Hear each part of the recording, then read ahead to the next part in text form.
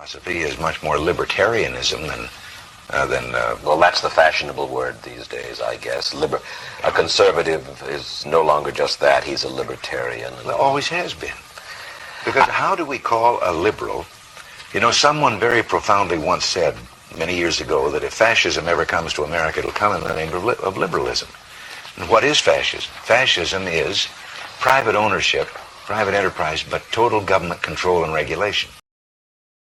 It's privileges and it should be taken down. And the bottom line is that you can't say that you have one rule for Facebook and you have a different rule for Twitter. The same rule has to apply, which is that there has to be a responsibility that is placed on these social media sites to understand their power.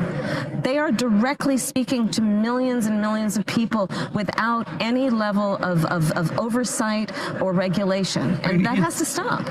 Speech, then we just don't have a free country. It's as simple as that. If this most fundamental right is allowed to perish, then the rest of our rights and liberties will topple, just like dominoes, one by one. They'll go down. That's why today I'm announcing my plan to shatter the left-wing censorship regime and to reclaim the right to free speech for all Americans.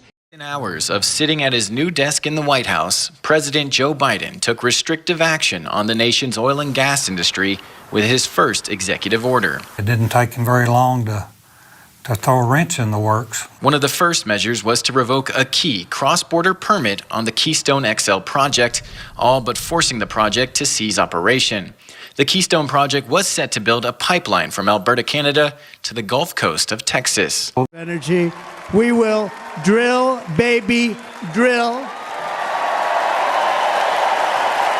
Liberal philosophy.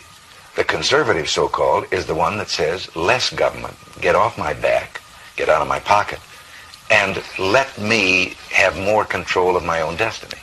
Cut taxes for workers and small businesses and do just as you saw, no tax on tips, no tax on overtime, and no tax on Social Security benefits. Inflation Reduction Act.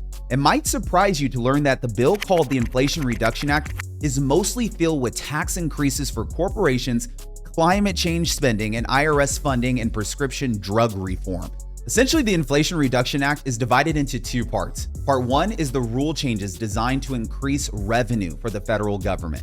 And part two is the way in which the federal government will spend a large percent of the money that it will raise from part one. Here is a breakdown of how the federal government plans to increase revenue with the Inflation Reduction Act. Number one, 15% corporate minimum tax projected at $222 billion. Number two, prescription drug pricing reform projected at $265 billion.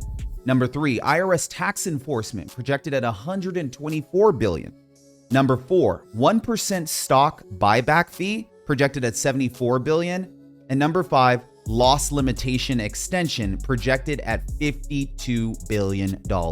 So guys, the IRS tax enforcement section of this revenue increase plan will come from thousands of extra IRS agents that will carry out more audits on the American people.